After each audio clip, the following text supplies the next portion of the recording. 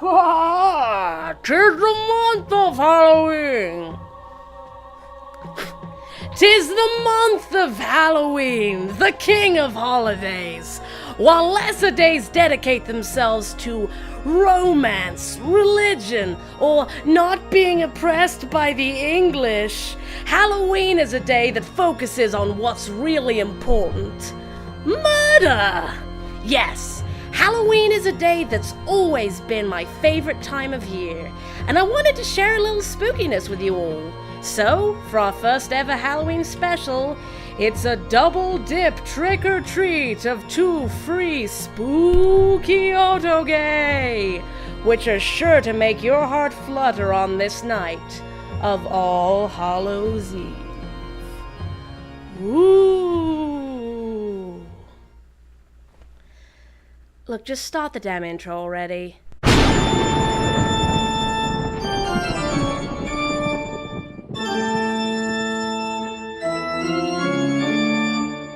First off, we have Knife of the Traitor, a game created for NaNoRenO 2012. Knife of the Traitor takes place in Ria Tower, in the kingdom of Ula, where a mysterious curse has trapped 5 assholes in a stanky old dungeon. You see, Ula is a violent, oppressive nation that's very fond of the old rip and tear school of diplomacy, and their most recent ruler is no exception. Oz is a twisted, sadistic piece of work who just so happens to be our main character. Also, she's green. Anyway, at some point during her reign, a downtrodden citizen decided, fuck this bitch, and stabbed her through the throat with a magic knife. This somehow caused everyone in the tower to fall asleep for 4 years, and they've woken up to find things are a mess. Especially Oz, who managed to survive her assassination attempt, albeit now mute and with a nasty case of amnesia, because video games. It's up to her to figure out which of the tower's inhabitants is the titular traitor, and force them to remove the cursed knife. If anyone aside from the killer attempts to pull it out, Oz will die and everyone will stay stuck in the tower until the end of time, also because video games. Luckily for you, all the other tower dwellers are conventionally attractive young men. Video games! Characters romance. First up, we have Voskus. Vosges. Vagisil? A Twinkie-looking mushroom kid who hates you. You've exiled him to the tower's basement, where he pretty much just hangs around and eats shit all day. I'm not being hyperbolic at all. Oz literally tossed him into a dungeon and forced him to eat feces, because she was a bitch. Granted, she did also throw him down a handful of old books to read, but some of them are actually cursed, because again, bitch. Naturally, he's pretty pissed at Oz and harbors a deep grudge against her, but who knows? Maybe with enough kindness, you can make him hate you just a little bit less. Also, I just looked it up, and apparently it's French, and pronounced "rouge," like you're filleting a cat. Next up, we have Gervais, a blue-haired shapeshifter who hates you. He dwells in the tower's kitchens, desperately searching for scraps of meat. Although he will settle for a little cheesecake, if you know what I mean. He was supposed to be guarding the tower, but years of abuse and rough treatment have left him more than a little bristly towards our heroine. Still, deep down, he does seem to have some protective instincts towards the princess, even if it's more out of duty than actual fondness. Lilia is a purple earthbound god who also hates you. I'm kind of seeing a pattern here. The patron deity of depression has been confined to a mortal body ever since the tower fell under a spell. He's not too happy about this, and in fact, he may be starting to get a wee bit stir-crazy. He's the one who informs you of the knife's curse, and it seems like he may know more than he's letting on, but he's not gonna tell you anything, because fuck you! Finally, there's Corvus, a small, fat, shrill bird thing who doesn't hate you. In fact, he practically worships the ground you walk on. He's spent his life as your indentured slave, and throughout the game, he acts as an interpreter between our silent heroine and the other guys. He's sycophantic, self-righteous, and gets his feathers rustled at the drop of a hat, but he's just goofy enough to still be charming and fun. Admittedly, he can be a wee bit grating at times, but I mean, there's still a better bird husband than fucking Sakia. Gameplay. Well, this is gonna be short. The Knife of the Traitor is a straight-up pick-your-poison visual novel. Stuff happens, you click a button to tell the game what you want to do next, more stuff happens. Hell, it's not even really a romance game. I mean, there's some shippy stuff in there, but the main point of this game is to try and make it so the guys maybe want to kill you slightly less. And if you're not careful, this story will end in tears. And corpses. Yay. Although I will add that once you get the good endings for all 4 guys, you unlock a small fan service gallery, which showcases art of the characters in different situations. It's pretty cute. Presentation. The whole reason I decided to download and review this game is because of its aesthetic. The art has this trashy, sickly neon look that makes the characters look kind of like a big old bag of sour gummy worms. It's dark, but it's filled with these intense, aggressive colors that somehow manage to look both painful and pretty. It's a strange mix of dark fantasy design with a cybergoth color scheme. Wait, is cybergoth even still a thing? I should Google that!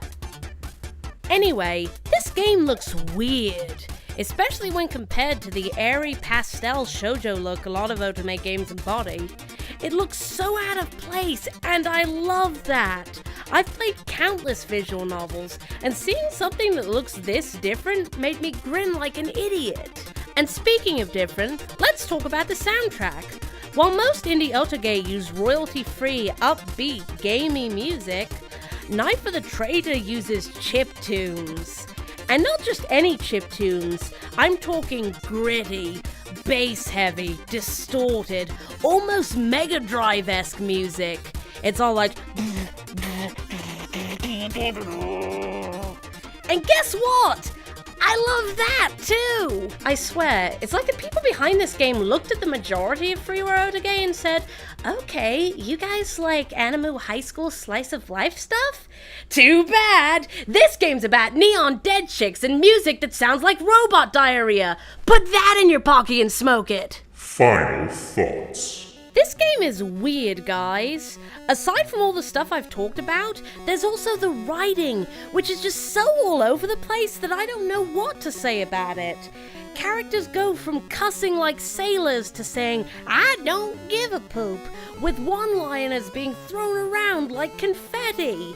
It's got this weird, lol, random hyperactivity, mixed in with casually brutal world-building and offhand sadism. It's just like a weird, hot topic, Invader Zim, elfinly, deviant Beetlejuice kind of... Look, I don't know what the fuck to call it, okay? All I know is that playing this game made me really nostalgic for LiveJournal. No joke. It's a quirky, gothic hate story with occasional gross-out gags and even a few fourth-wall jokes. But deep down, it's got a lot of heart, and there's a twist near the end that I found genuinely clever and surprising. I'm not going to say it's some sort of Renaissance masterpiece of art, but I still had fun with it. It's short, sharp, and sweet, also like a bag of sour gummy worms. But now it's time to move on a little to our next course of the evening, a Halloween-themed otome game called Halloween Otome. Clever, huh? Halloween Otome stars Emma C. Get it? MC? Main character? Cringe-inducing puns? Yeah. Anyway, Emma's won a radio contest to spend 2 weeks at the estate of Eric Valdemar, an eccentric actor with a flair for the dramatic. He's hosting his annual spooptacular, a highly elaborate contest where teams of 4 compete in physical and mental challenges for the chance to win fabulous and expensive prizes.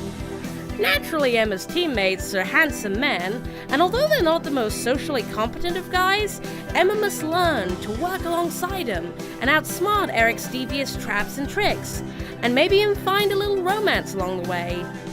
Except that she's a broke waitress, and they're all impossibly rich celebrities who see butlers and escorts as normal.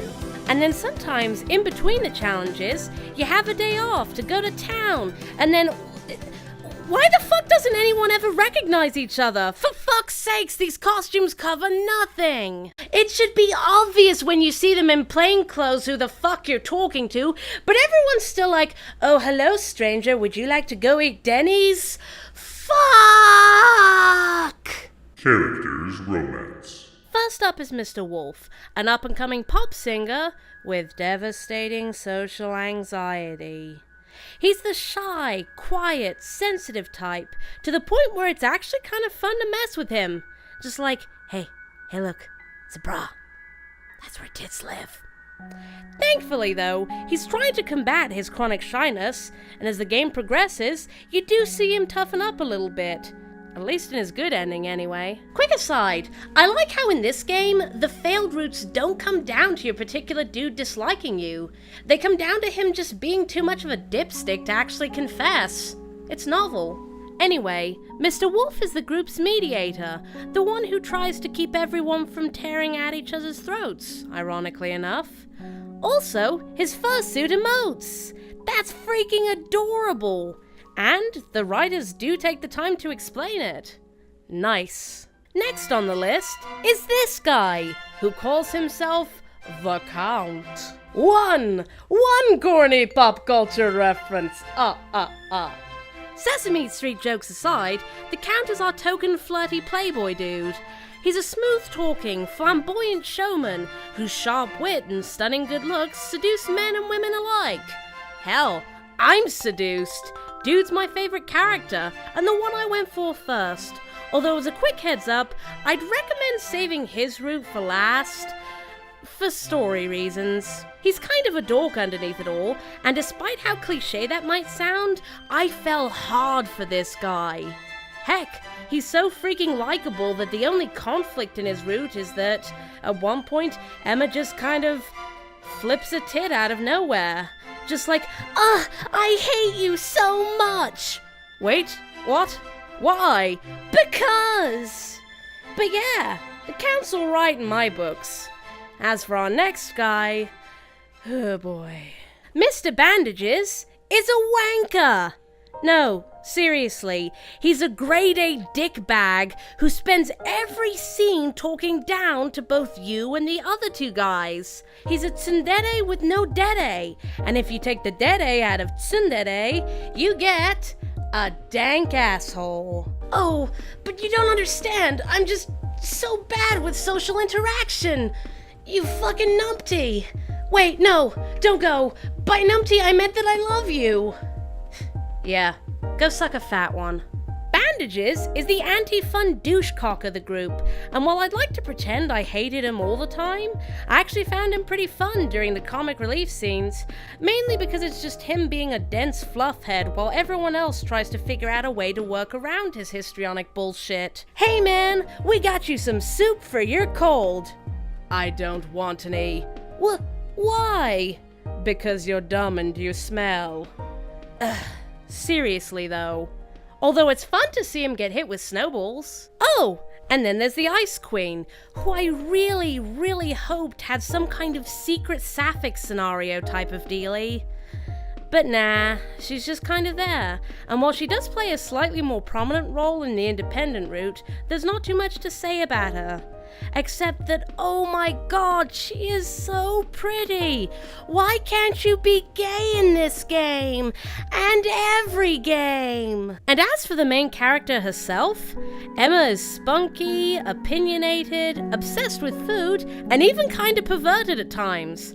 I've got a bit of a soft spot for tough, outspoken protagonists, and Emma's just my kind of gal. Gameplay. Halloween Otome does a great job of spicing up its gameplay in a way that makes sense within the game's story. It's got ludonarrative harmony at the freaking wazoo! See, since you're taking on all kinds of challenges to win Eric's contest, the game includes cute little mini-games to represent those challenges, and then it actually determines your ending based on how well your team did compared to other competitors. This is exactly what I wanted Sweet Fuse to do way back when. Seriously, if you're gonna have a plot based around team challenges, let me take part in the challenges! Halloween Otome has about half a dozen puzzles, and they're all fairly basic stuff. Spot the difference, find the thingamajig, traverse the maze, etc. It's all pretty rote, but I still enjoyed that little touch of interactivity.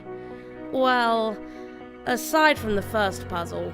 Okay, I don't know what it is, but whether it's Silent Hill Homecoming, Final Fantasy, or Professor Layton, I just cannot wrap my head around sliding fucking tile puzzles. I will literally get stuck on these things for an embarrassing amount of time. My first attempt at Halloween Otome's stupid puzzle took me 5 goddamn minutes, because I am fucking denser than lead. Granted, there is a skip puzzle button, but doing that will award you a random amount of points, and for the best endings, your team needs to win pretty much all of the games. Presentation. The characters in this game are all pretty cute. Their actual real self-designs are a little generic, but the flamboyant nature of their Halloween costumes more than makes up for it. I mean, look! Generic Bishy half-naked covered in belts and bandages. See? 200% better. The art is also really expressive. I especially like how Emma gets all these little expressions of her being pouty or sleepy or even kind of thirsty. I love that. Granted, the background art and soundtrack are all royalty-free stock stuff, but it's used incredibly well. This game's one of those great examples where a fun story with interesting characters more than makes up for the lack of production values. There are even some moments during the latter parts of the game where the team got really creative with some of Renpai's more obscure features, which I thought was just freaking brilliant. And the CGs are cute as hell, y'all. Final thoughts. So, Halloween Otome. It's short, it's sweet, it's got charming characters, simple minigames, and a whole lot of heart. Although surprisingly enough, the game does manage to be pretty creepy at times. I won't spoil too much, but for the contest final challenge, Eric pulls out all the stops and creates a puzzle that I found legitimately unsettling. Dang, we actually had some scares for Halloween. Nice. So that's our Halloween special. You know, after the gargantuan playthrough that was Backstage Pass, there's something about playing short, free otoge, like a wafer-thin mint after a sumptuous otome meal. It's like a delicious jello shot of interactive romance, and whether you guys go for the vodka or the tequila, you're almost guaranteed to have a wonderful time. And hey, if you don't have a wonderful time, they're freaking free! It's not like it costs you anything, unlike all that candy you bought last week. Yeah, I know what you did. How? Well, that's for me to know, and you to ponder. Oh, and yeah, if you like gory and disturbing shit, or just all-around nightmare fuel, check out a visual novel called Boyfriend to Death. It's also free, it's really fucking violent and disturbing, and I love it! I'll probably make a video on it once the second game's out, but for now, yeah, it's good. And that was our first ever holiday special. If you want to see more Otome-Nia, click the videos above. On the left is the Season 2 premiere, and on the right is the first episode of Season 1. As for our first ever Otome giveaway, the winner is Devon Panda Murphy, who'll be receiving a Steam code for a free copy of Backstage Pass over the next few days. Be sure to keep an eye out for future Otome giveaways, so you can get your hands on some delicious Bishy swag.